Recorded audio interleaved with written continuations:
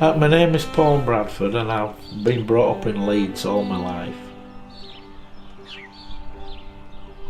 And the only time when I moved away was during the army.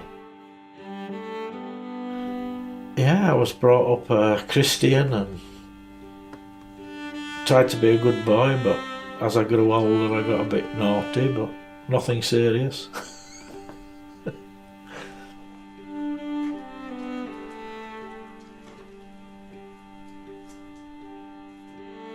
I think the biggest memory in my life has been my army life. It's something that I'll never forget. I was a fitness fanatic at the time when I first joined, and I visited all over the world.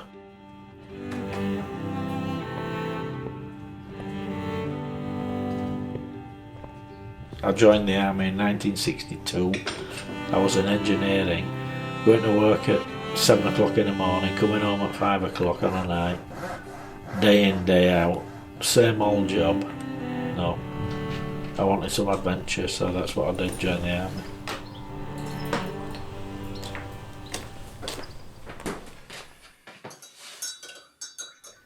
It first started when I was at work. I was serving an apprenticeship in engineering, and there was some of the lads had joined the Territorial Army, and I went along, joined them. I enjoyed the parachuting bit of it really, because in the Territorial Army we went down to Abingdon, which is an RAF station, and they taught you how to parachute. And I enjoyed it that much, that's what made me join the regular army, parachuting. The first jump you do is out of a balloon cage, what they call a barrage balloon, and it goes up to 800 feet with a basket underneath it. When it gets there, they call you forward and you've got to jump out. Nervous. But you do it. It's more of an embarrassment to refuse because you're there with some of your mates at the back, you don't want to show them you're a coward. Oh yeah, I remember it vividly. They're going through the training, yeah, that was an experience. I enjoyed the running side of it because I was a keen runner. My claim to fame is that I once ran the mile in 4 minutes 21 seconds when I was in my basic training. That was the fastest I ever did. If we went for a run and there might have been 40 of us, I was normally either number 1 or number 2 to finish. And I found it easy because I was 10 stone, you know, fit. Not that like now. Yeah.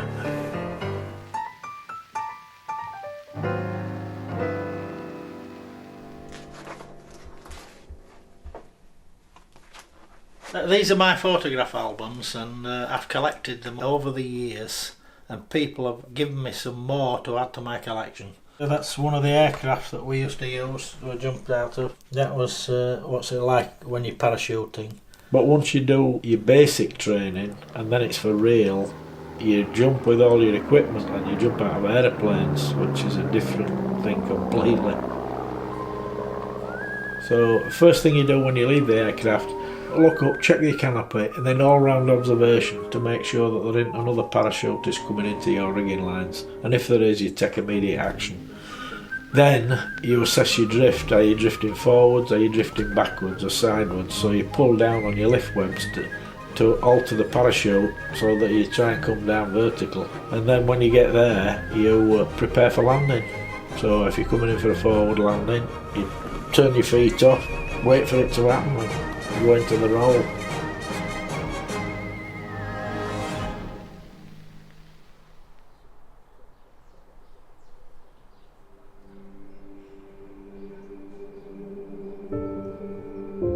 Before we went on leave at Christmas, there was a recall telegram sent to everybody in the battalion. Come back to barracks. The code word was Bruneville, which is one of the battle honours of the parachute regiment. So when we got back to barracks in Aldershot, they started ferrying us all out to Malaya to learn how to do jungle warfare training. It was definitely different there. You could tell it was for real. And navigation in the jungle is a hard thing to do because they put you into small groups and they dropped you off at one particular point and you had to make your way through the jungle to another track in a dead straight line, and it's very, very hard to do because there's always a tendency for you to veer off to the left or the right and go round in a circle eventually.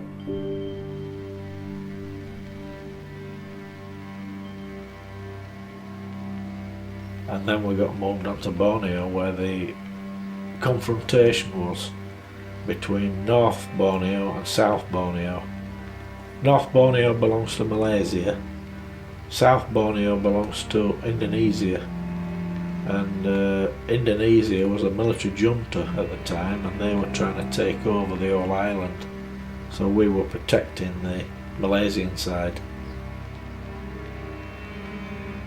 You went on a patrol in a jungle and you've got to be very careful because you can easily walk into an ambush, and if an ambush is correctly installed, you don't come out of an ambush, that's you finished.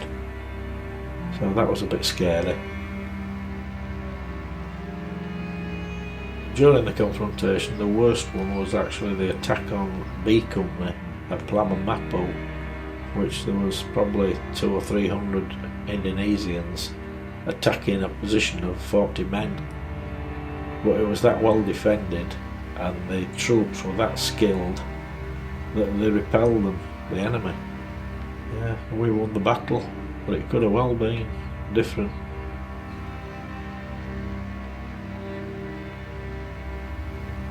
There's also that possibility that you might not come back, but everybody's in the same boat, so you just did your job. And that's the whole idea of training, military training, is to do what you're told and do it correctly. And then you've got the best chance of survival.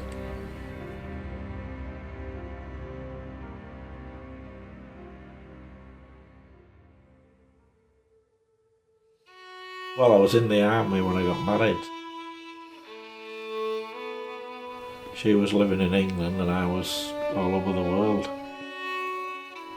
I don't know how she accepted it, really. I sent letter every day practically. You know, it gave you something to do and it kept the relationship alive.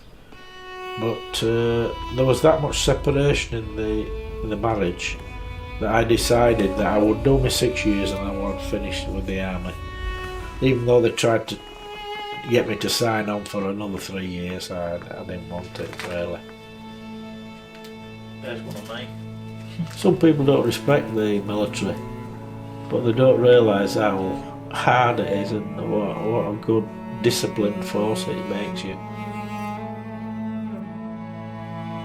My advice is that if you want to go for it, think about it carefully, and if that's for you, then go for it, because it can make you or break you, you know. And just keep your nose clean, if you know what that means.